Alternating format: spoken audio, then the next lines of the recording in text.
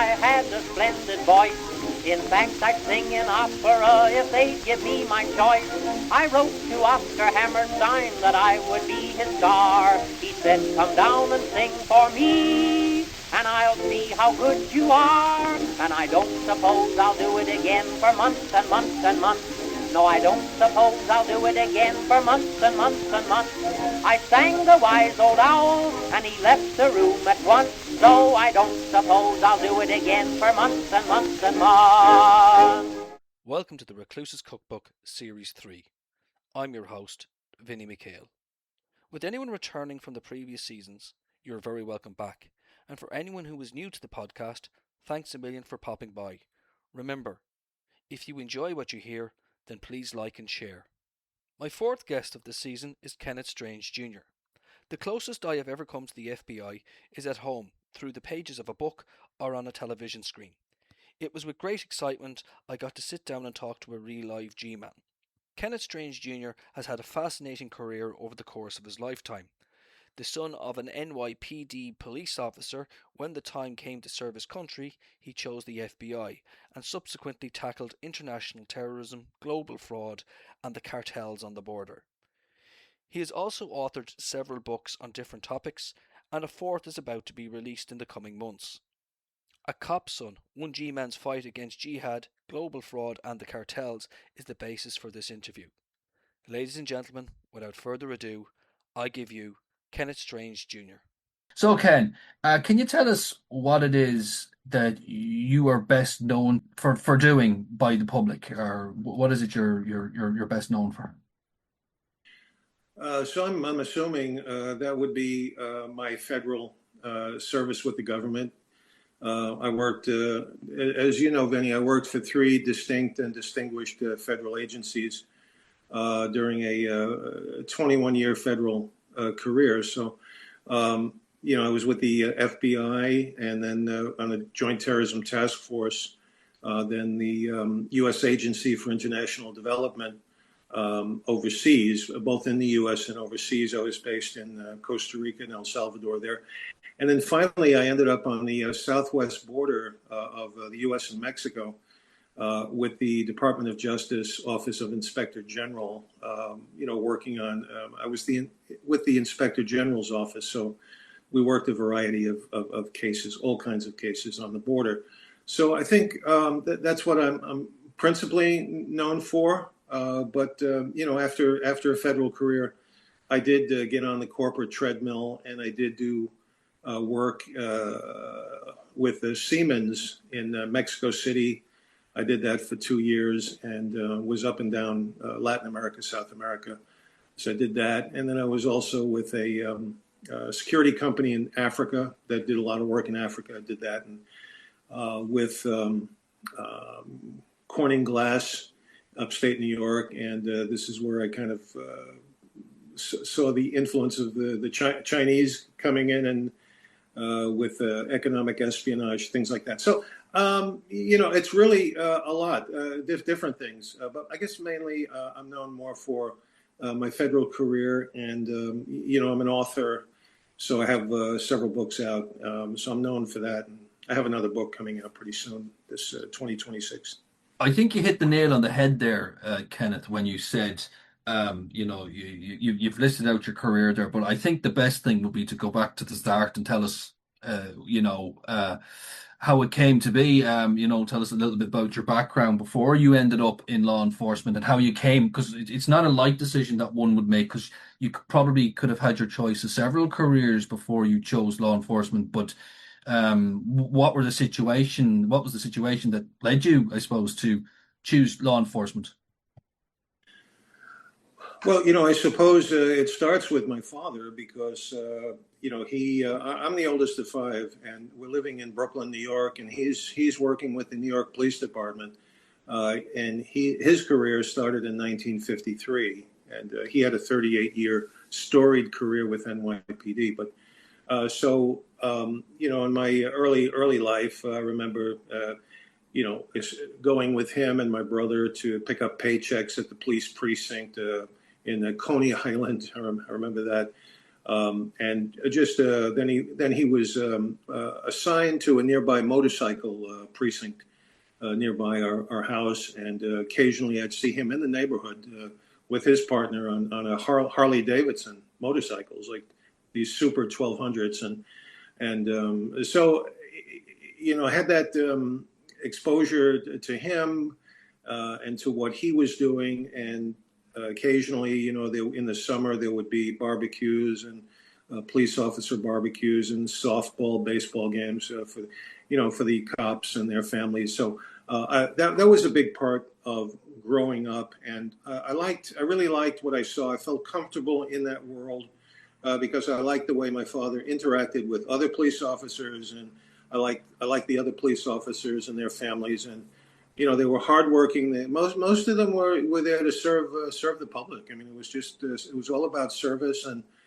and so that was a big thing for me. And then later as I made it through adolescence and into college, and I always liked police movies, whether it was Serpico or The French Connection. I always took a shine to things like that. But I was never intimidated by police officers. In fact, quite the opposite. I looked at them as friends. And in the back of my mind, I always thought, I might like to try this. I might like to do this myself. But I got so involved in academia, and part of this is I blame my father for this, Vinny, because he is actually the person who started me in languages, in Spanish, which as you probably, you read the book, so you see how that worked its way through my life. But I just remember when I was a kid living in Brooklyn on 34th Street in Flatbush Avenue. One morning I went downstairs because I heard this noise. I woke up, I hear this noise, and there's my father in the basement, and he's listening to Spanish records, teaching Spanish records type thing. And he's speaking Spanish, repeating Spanish to the professor on the records. And he said, "Hey, come and join me." And I did. I joined him, and I started to practice with him. And I did that for quite a time. And I said, "Wow, I really love this language."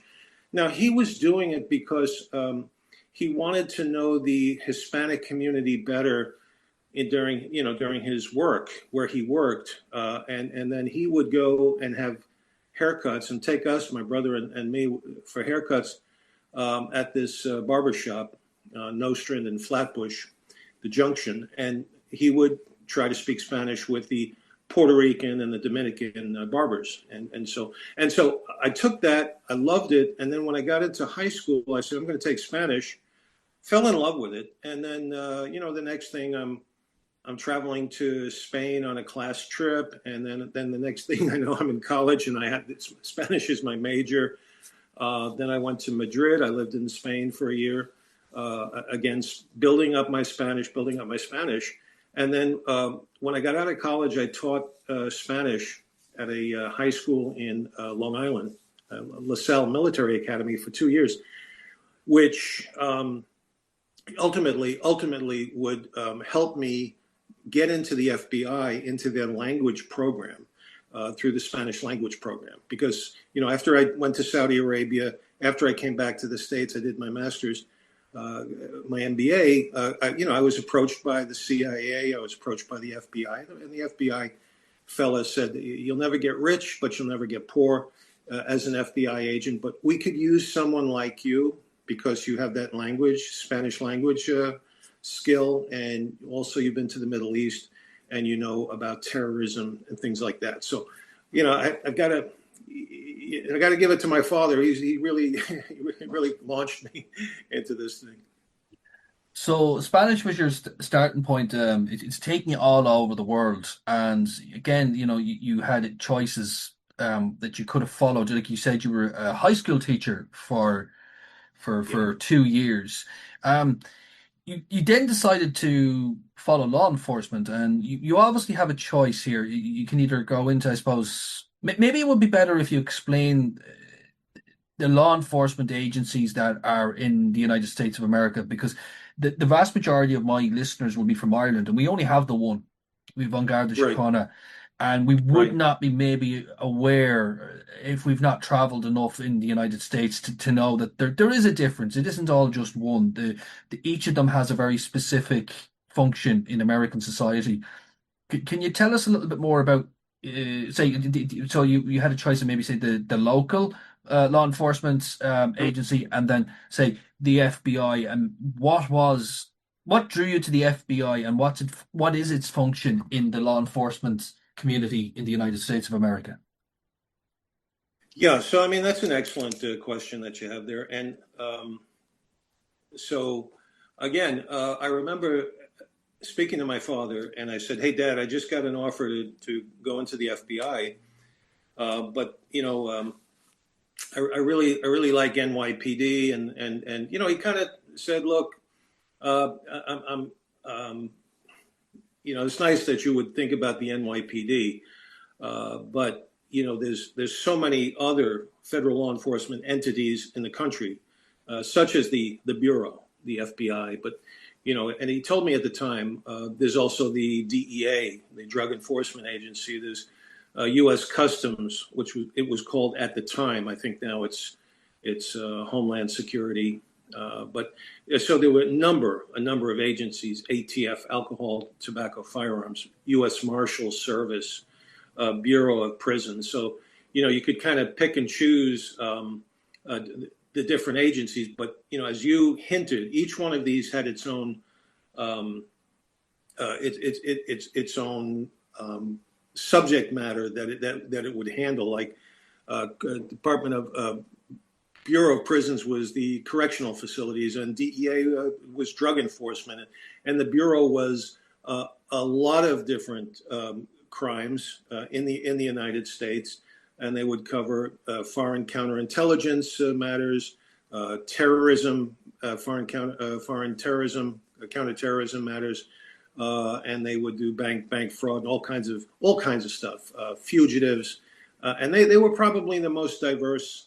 For me, they were the most diverse and probably the most noteworthy or most popular of the federal agencies out there. So, of course, I wanted to at least apply to the FBI. I thought that they're at the top of the ladder there. So that's what I did.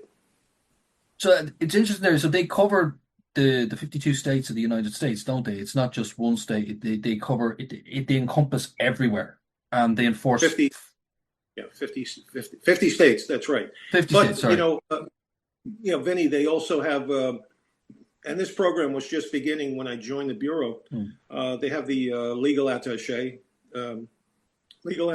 overseas, where they send agents, agents with experience and with some skills to go overseas and to work out of the U.S. embassies and to coordinate with foreign police entities, wherever that country is. Mm-hmm. So that was a program that was just getting off the ground floor. And, had I stayed in the Bureau, I probably would have gone through the legal attaché route, because that was pretty interesting. And it proliferated. After I went over to the Agency for International Development, as you know, but after my tenure with the Bureau, that program took off. So I think I'll introduce your book, A Cop's Son, One G-Man's Fight Against Jihad, Global Fraud and Cartels. One of the parts I really, really enjoyed about your book, and I enjoyed all of it, but the one, obviously being a teacher myself, I really enjoyed the chapters about the training, the education you receive in the FBI, and kind of again, kind of going back to what we perceive here in Europe and certainly in Ireland, we get a very, very different idea of what a G-man might be. It's fairly Hollywood, I suppose, in our mind. But when I read your book, it's not quite like that. You have people from all walks of life who apply every year to join the FBI. Can you tell us a little bit more about your fellow recruits and kind of what walks of life do they come from? No, that's a wonderful question. So I came at it a little late in the game, in that the cutoff age for applying for the FBI when I went through was 35, and I was 34 when I actually applied. So I was when I was accepted and I ended up in a new agent class in Quantico at the FBI Academy, I was surrounded by 30 or 40 classmates that were younger than me. By some of them were about 10 years younger than me. I would say most of them were about. I say the average age was about 29 or 30, but I was 34 and I was out there. Now I believe the age has been extended to 37. But the classmates, they came from all walks of life. We had. I remember one guy. He was a banker, and he had a background in forensics, fraud, and that type of thing. And so he was there. He had a fraud background. There were some former deputy sheriffs. There were some police officers. There were military people that had been in the military for like 10 years or so that had done some incredible things in the military, and they had made it through. And then there was some, remember we had one or two school teachers as well. So really, people came from just about all walks of life, really. But yes, there were some law enforcement and some military people in the class. So really, the skills is what can get you through the door into the recruitment. Maybe not necessarily into the FBI, but say life skills that you've garnered or you've gathered over time can get you certainly into training if possible. Yeah. Yeah, that's right. And I think the requirement was back in the day. It was 3 years. 3 years of 3 years of professional experience, whatever that would encompass. So I think it's pretty close to the same. I think it's pretty close to the same today. I actually looked at it the other day, but they wanted at least 3 years of work experience, at least. And obviously, your 3 years of living in the Middle East and teaching at a military academy and all that. That was taken into account, was it? That was taken into account. But remember, I went in under the language program. So Okay. They had a special language program. And so, you were tested. They would test you. You had to take several tests and if you passed that, then you could get into you at least be invited to Quantico. Of course, when you got to Quantico, well, you had to pass that test as well. You must have been under enormous pressure, not just you, but everybody to perform to your best. I can't imagine what it's like, putting yourself through it. You're exercising, you're studying, you're being active, and you have to do it all, and you can't get it wrong. Did you feel? I mean, at once or twice in your book, you tell us about moments where I think as you were doing chin-ups or something where you couldn't at the start it looked as if you were beat. But could you just elaborate a little bit more on that kind of what that environment's like? Well, Vinny, that's good. That's a good catch. There was a whole bunch of different things that you had to pass on the physical fitness portion of the test. Pull-ups was one of those, and for me, pull-ups was my kryptonite.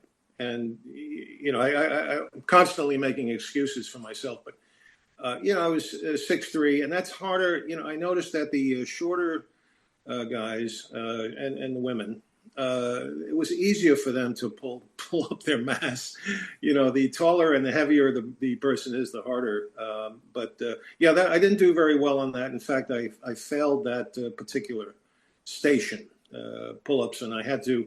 I did okay on the other stuff, although my 2-mile run left a lot to be desired. But I knew I could work on it in the 12 weeks that we were there. I knew I could get better. And what they did is very smartly, they send you to a remedial class in physical fitness. So that helped me immensely. But at the same time, there was kind of this, and you mentioned it best. You said there's kind of this pressure to succeed, and so I wanted to make sure that I did succeed. And so I went kind of above and beyond the call of duty here at night, when people were starting to turn in, I would actually hit these trails. They had these number of running trails around the F.B.I. Academy in the woods. and I would hit it at night because, well, there were a few reasons. I didn't want to fail. And, and you might remember in the book, there were two classmates that were not very kind to me. And they said some derogatory things about my capabilities. And I wanted to prove them wrong. And so I used that as kind of a fuel to better myself and, to pass the tests. So it must have been some feeling when you did graduate. You became an FBI agent.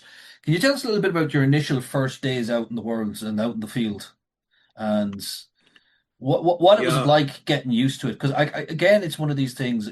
I sit at home and I watch a movie or something like that, and it just seems, it's going back to movies again. But I'm a massive movie buff, and I can't imagine what it must be like stepping from, say, starting from civilian world into training, and then from Right.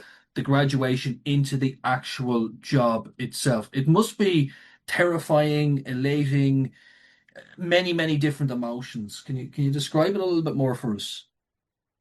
Well, sure. I mean, my eyes were as wide as saucers when I got into that building, when I got into the squad area, and I'm looking at these men and women, and they are moving, and they were dealing. My squad was C10, and we were next to C9, which was a foreign counterintelligence squad. But it was open. The desks were out in the open. Kind of a bullpen scenario. We were handling so many terrorist groups, so many violations on terrorism. I mean, it was like, for me, I was so excited because I really took to terrorism, and I knew a lot about it. And so I was salivating, and I called it, the candy store of terrorism, because you could work any and everything from, PLO, Abu Nidal, Islamic Jihad, Sikh terrorism, Jewish Defense League, Black Liberation, IRA, you name it. We were out there hitting the streets, cultivating informants, working informants, and just trying to come up with intelligence so that there would not be, no Americans would get hurt in bombings or murders or things of that nature. But you really had to come to it with your A game, because these were seasoned. We also had some New Jersey state troopers. We had a Secret Service agent as part of the terrorism task force. So all of us pulling together, but you had to bring your A game. And that's kind of funny, because when I showed up, my boss said, Strange, I don't know how you got on this squad, but you really shouldn't be here. If it were up to me, you wouldn't be here. And I thought, wow, what a welcome that is. He said, you should be doing what the other new agents do, applicant squad work, where you go out and interview people that are applying for federal jobs, which is kind of the normal way in for a newbie person. Maybe they do 6 months to a year of applicant squad work, but somebody noticed that I had been in the Middle East and I could speak basic Arabic and stuff. So I ended up on the squad anyway. So it was the best thing that happened, and it was exciting, very exciting work. But you really had to bring your A game. You mentioned a list there of names that as soon as you started reeling off these names of terrorist organizations, my blood ran cold. Was that like a massive learning curve for you? Because it's you're just after saying there that you could have taken another route in there as a new person. You could have been checking people for federal jobs, but you get thrown Right. in amongst like the PLO, Yeah. IRA, whatever else have you. I mean, Right. it must have been like being hit with a bucket of icy cold water, was it? Yes, I think you could say that. Yeah, I mean, you really had to get up to speed quickly. But I worked with some very wonderful men and women, and they knew I was the newbie, and so they taught me as much as they could. They took me around, and in the beginning, I went out. I had an agent who kind of mentored me, but because we were so few in number, he couldn't mentor me very long. I think it was maybe 1 month. And then they turned me loose, and like I said, the first case I ever had was this a possible IRA member in New Jersey who may have known something about a murder in the UK. So I was on my own, and you had to quickly get up to speed. But I enjoyed the work. I mean, I'm a people person, so and remember, I'm working in a lot of the Muslim communities there in New York and New Jersey, large communities. And so for me, it was, I knew the culture, the Muslim Arab culture. So I quickly made friends, and I found people that wanted to help the United States, and for various reasons. Some were altruistic, and some just didn't want bad people in their neighborhoods, and others came at it like, if you pay me money, I'll give you information. Others would say, "Oh, I want to be. If I work for you, I'm like a secret agent, right?" They wanted to be like secret squirrels. So there were all kinds of motivations for people helping you out there with information. I think it's important there to say, you said something there a couple of minutes ago that I thought was very interesting. Like we're well, again, I suppose our notion of police is that guys sitting in offices following up leads and this, that, and the other. But how much of successful law enforcement boils down to informants, intelligence? Yeah, no, that's good point. Well, yes, human intelligence. I mean, there's nothing. It's irreplaceable. Human intelligence is everything.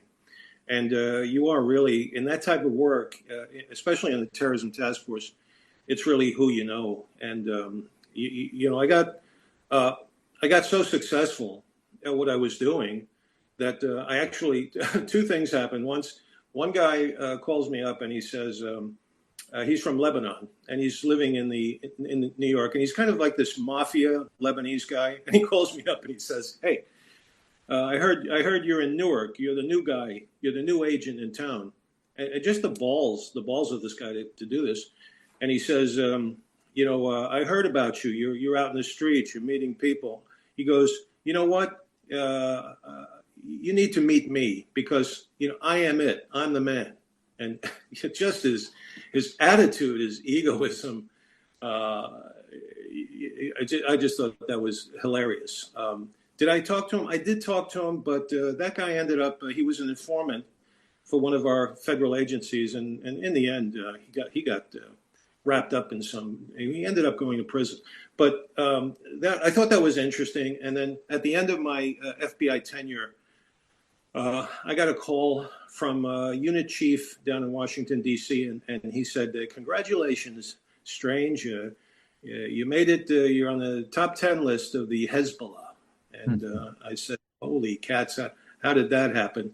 And he goes, "I don't know. You must have pissed off some people out there. But, we have it from two distinct sources, separate sources, credible sources that they have you on a list. And we just want to make sure that you know that. And, are you packing? Are you packing a weapon? That type of thing." So, I guess I was fairly good at what I did. That's a credible threat to be on a list like that, I would think. Did that mean then, once you go on a list like that, that you finish within, say, that particular unit, like counterterrorism, or can you continue on in it? So when I got the threat, I had actually left the FBI. I was now in Latin America working for another federal agency. And so that's when I got the threat. And they asked me, they said, and you remember from the book, the guy says, "You're packing." And I got so worried. I said, "You mean like packing to leave because you just told me this?" Or he goes, No, I'm packing a gun." And I said, "No, we don't pack overseas. We don't carry weapons overseas." And he said, "Well, I know there's diplomatic security. There's a contingent of diplomatic security officers at each embassy. You better get together with them and tell them what's happening and just so that they know what has happened, and so you can get some protection." So of course I went to the officer at the embassy, and I told him everything, and he said, "Okay, we'll take care of you." So that's the best they could do. It's amazing that even though you had actually left that particular unit, you were still deemed as a threat that they put you on a list. Like Right. you must have been like seriously good at what you're doing, like a proper threat to them. Yeah, no, I look, I loved what I did, and this was an amazing chance to serve my country, and I just felt like I was at the right place at the right time. I had spent 5 years in the Middle East. I knew Arabic. I knew the royal family. I knew what was happening politically, and I knew the threat that was coming our way, and that was in our country, and early Al Qaeda. So I was involved in all of that. So I took it seriously, and I couldn't. Let me put it this way, and I didn't make my wife very happy because I couldn't wait to get to work in the morning. I'd get there 6 or 7, and I wouldn't leave until like 7, 8 at night. It just it was consuming. If you wanted to do a good job and you're running a series of informants, that's the time that you needed to devote to that type of work. But I loved it, and I thought we did some pretty good work. You moved on. You weren't just there in the counterterrorism unit. You also worked with global fraud, and I suppose it says in the book here the cartels. I don't know the official name for the unit. But could you tell us a little bit more about your move from, say, what you were doing how you started out, which was with the counterterrorism unit, into the global fraud and the cartels? Right. Was it an easy transition, and like was it planned? No, it was not an easy transition. And after the first Gulf War, and that's one of the things that I was involved with, the first Gulf War. After the first Gulf War, there was kind of this lull. We had done all this work, and then kind of out of left field, some former FBI agents got in touch with me, and they said, "Hey, we've heard about you. You do some good work. We have an elite fraud unit down here in Washington D.C." And this one guy flew up to meet me in Newark, and we had lunch, and I said, "Look, fraud is not my thing. I don't have a background in fraud." And he said, "Don't worry about that. We'll teach you. But here's a chance. We know that you like to travel. You like foreign travel. You like to live overseas, work overseas, and we can do that for you." And so, I decided to kind of take a chance on that, and I joined. So I joined this organization, and I started off in Washington D.C. And I kind of glommed onto. I think it was 2 or 3 FBI agents that had backgrounds in fraud, and we also had former IRS agents, also, very well skilled in fraud techniques and forensics. So I just kind of learned from these people. I went with them. I watched what they did. I learned, and the next thing I'm working all kinds of cases, fraud cases for this particular agency. There was a lot of money going through this agency, and it's been in the news recently. It's the U.S. Agency for International Development, AID. It was formed in the 60s under John F. Kennedy, the president. And so there were monies going all over the place, all over the world. So there was, of course, the chance of fraud. And so I worked several cases. I had a big case out of Egypt. It was Egypt and South Carolina, and then local embezzlement cases, and just about everything in between.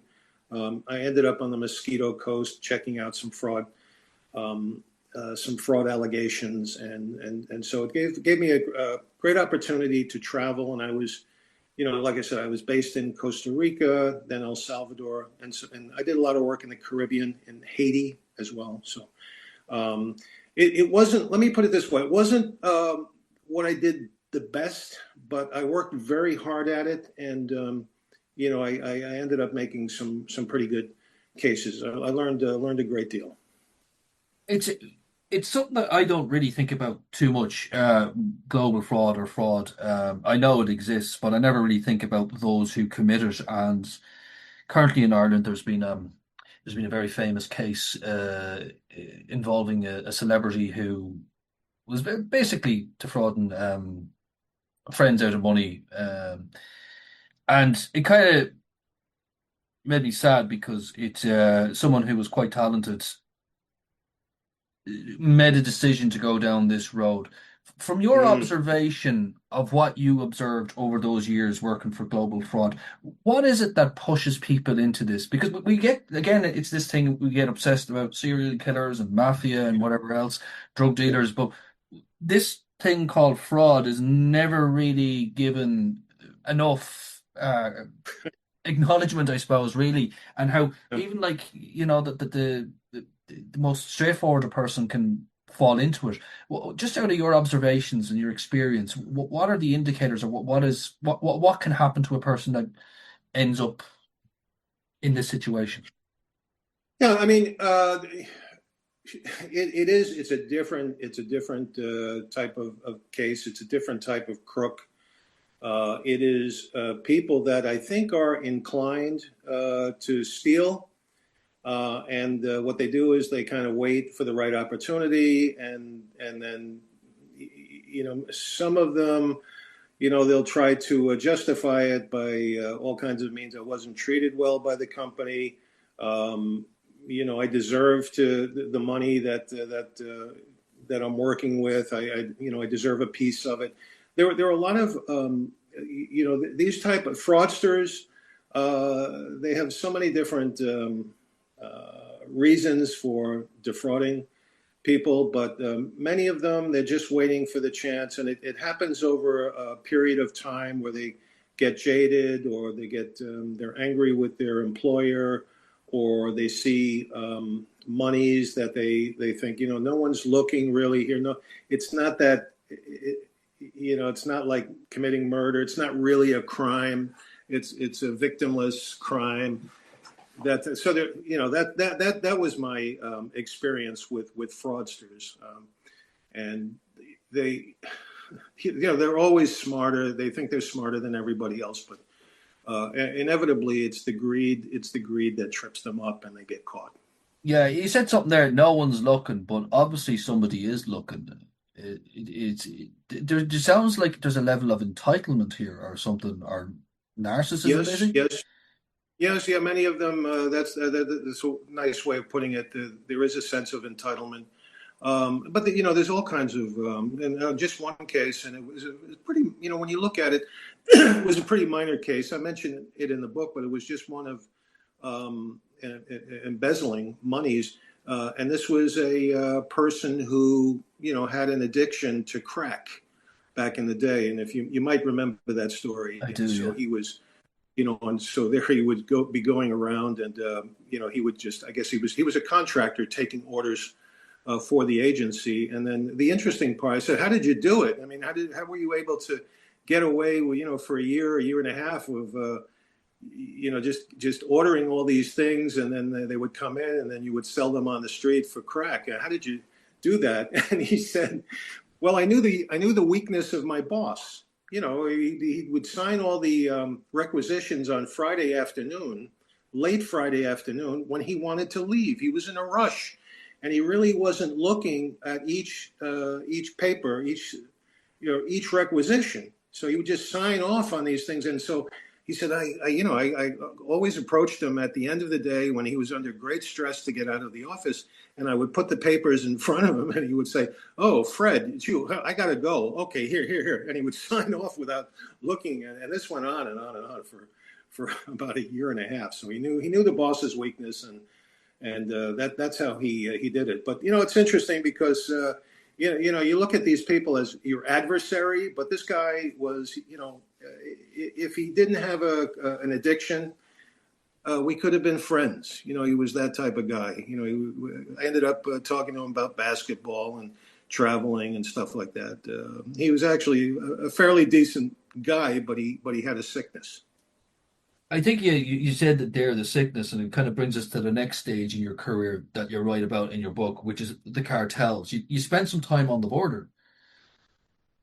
Yes, that's right. I was actually in El Paso, Texas, for 5 years, and then I was assigned to Los Angeles, which is we had a satellite office in San Diego, which is pretty much the border.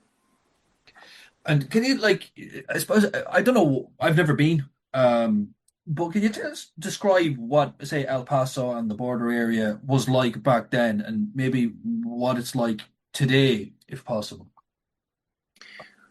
Well, you know, I can only summarize it by something my father said to me. He came down to visit me in, I think this was 1997.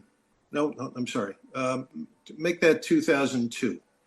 So he came down to El Paso from New York, and he's retired by this time. And I took him out on the land bridge, and this is where the traffic is coming in. You see it in the movies, Sicario, or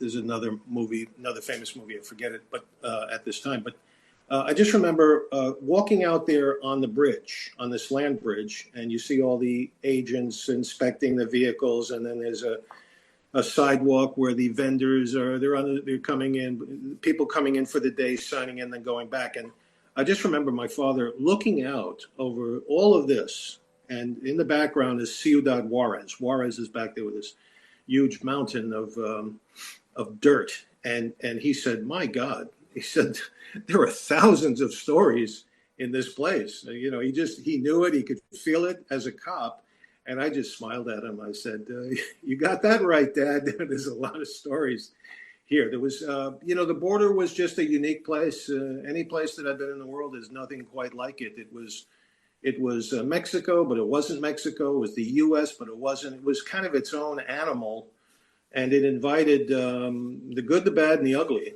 in this place. So we had just everything. You had the cartels on the other side, and at the time, the biggest one was the Vicente Carrillo Fuentes organization, VCFO, and they had put a bounty on all of us government workers at one time.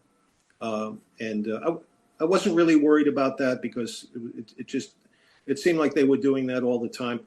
But it was a dangerous place, and there was a lot of corruption on the border. And so I was now with the Department of Justice, Office of Inspector General. So I had overview to a lot of different federal agencies. And, it was kind of ironic because I was an FBI agent in the beginning, and now I was investigating FBI agents for corruption. I was investigating DEA agents or Marshal Service or Border Patrol. And it's kind of interesting. It was I actually met Tom Homan. I actually worked with Tom Homan, who you may have heard of in Ireland. He's the head of ICE right now. Not a very popular organization. Let me put it that way. But I knew all of these people, and there was just a lot of corruption on the border. It sounds as if you're describing a bit of a no man's land there. That's kind of like anything could happen, or because I find it very, very. I couldn't imagine someone here having the audacity to put a bounty on all our, say, solicitors and lawyers and judges and on Garda Síochána. I mean, when you put it to me like that, it's only now that I've heard of it, I've seen it in the movies, but it's only now I'm beginning to understand the level of danger that there is working on the border in these types of jobs. Yeah, and I mean, look, they would use that as a threat, but I thought it was kind of innocuous. The threat was innocuous, but there was again, just to give you an idea, there were. When I was in El Paso, we had a rash of missing women. Hundreds and hundreds of missing women, and that became a real crisis. And the FBI had to go across the border and help the Mexican federales to try to solve this crime. That was one thing, and then of course the cartels were playing cat and mouse with our federal guys, our inspectors, our border patrol agents, constantly trying to corrupt them with sex, with money, you name it. And, there were takers. We had, and unfortunately, Border Patrol got hit very hard because they had rushed people through the system because there was a lack of Border Patrol and there's a big rush to get Border Patrol. They kind of shortened the requirement, cut down some of the requirements. The time serving, the training was decreased. And so they ran these people through, and unfortunately, they weren't able to catch some bad people who ended up wearing badges and were now having contact with Mexican nationals. So that became a problem for us. We had a number of Border Patrol agents that they just they went over to the dark side. So, I mean, money is obviously the main reason behind all this for these people. Like to make this, to do a job and then decide I'll do the job, but I'm quite happy to play with my foot on the other side of the field as well. I mean, it Right. must be lucrative for them, is it, or is it? Yeah, I mean, yeah, but you could make a lot of money, but eventually, and you know how this is, eventually you will be caught. Um, the people, I think the most successful crooks or criminals that wore badges worked alone, because if they worked in a group, you catch one and they'll rat out the others. So I noticed that the most successful, the ones that did it the longest without getting caught, usually worked alone. But even those people, and you might remember the last chapter about the dirty dog handler. Yeah. He worked alone for many years, but even at the end, his life spun out of control, and in the end, he we took him down. Um, but yeah, I mean, the border. It's going back to that whole thing about border. It's a place on earth unlike any other. Just that's the only way I can describe it. I have a question I have to ask because you've worked in this particular area to fight it, but have we, as Western society, normalized drugs, and if so, like illegal drugs? So you're talking about legalizing drugs, meaning Well, the have we? society should, or what? No, have we normalized it? In the sense, I walk down the street now, and basically, I can smell weed, cannabis, Oh, oh, sure. and Oh, yeah. people, Me people, too. Me too. Yeah. you know, Yeah. like, and people have no problem at all lighting up and walking around and showing baggies and stuff like that. Right. Have we normalized illegal drugs as You Western know that society? I can only say when I'm thinking of marijuana, right? Because the harder drugs, which were trafficked and are trafficked, and the more the more things change, the more they remain the same. Um, Back in my day, it was marijuana and cocaine, and now it's cocaine and synthetic pills. But I just think when they with the marijuana, when they went to legalization in the states, I just think that was kind of it had an effect, kind of a cascading effect on how the American public and how the states would look upon marijuana usage. And for me, when I went through the system and when I was applying, they gave you some wiggle room for experimentation. You could put down on your application. Well, I experimented, and I think it had to be under five times or something, or I used it 5 times and less. But now, I mean, that's gone by the wayside. Now they don't. They will ask about marijuana usage, but they're not holding you to 5 or 10. They just don't. It seems like it's kind of a free for all with marijuana, and like I said, some of the states are already have it legalized, so I see it going in that direction. But I think that's how that started. As far as heroin pills, the biggest problem we have today is really with the synthetic pills, with the fentanyl, and that's been a major killer here in the United States. And who are the real victims in all this? Like, here we are talking to this, but who is directly affected by all this? Well, I think the victims here are the users. Of the specific drugs, because if you get drugs and they're laced with like fentanyl, you're gone. And some of the stuff that they're trafficking, um, it can kill like 500,000 people. It's got so much. This stuff is so potent. This is my understanding. So of course, these are young people that are experimenting, and sometimes they don't even know that what's in the pill, and it may have been laced with fentanyl. They think they're getting something else. So of course, the American public in this case, we are the victims and the losers. But the cartels are there to always exploit it. It's cash, it's money, it's big money for them, and so they'll continue to do this because they're making tremendous profits. So you finished up with the FBI and you moved on. So what are you at now, Ken? You're an author of several books. Two of them. One I've got here, A Cup Son, and you also wrote a book about walking the Camino. Uh, Yeah. what else have you got going on? Yeah, so I mean, the first book, The Camino, was something I'd always wanted to write. I've been writing all my life since I was a kid. So I always thought, once I finish up raising kids and finishing my professional career, I can turn to writing, and that's what I've done. So I came out with It's Your Camino, the travel adventure book about the hiking the Camino de Santiago de Compostela, and I wrote that and.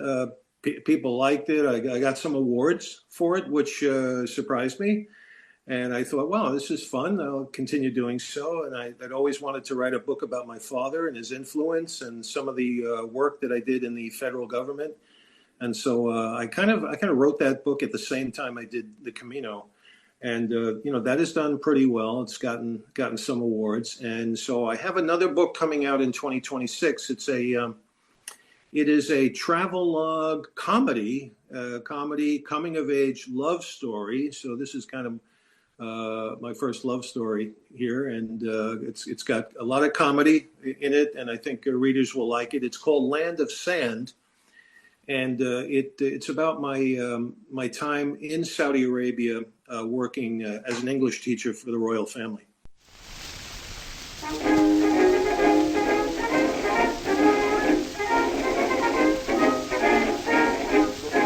So that's my interview with Kenneth Strange Jr. Please see all links relating to Kenneth and his work down below and check them out. You will not be disappointed. We'll be back in a fortnight with our next guest. Until then, please like and share where and when you can. Until next time.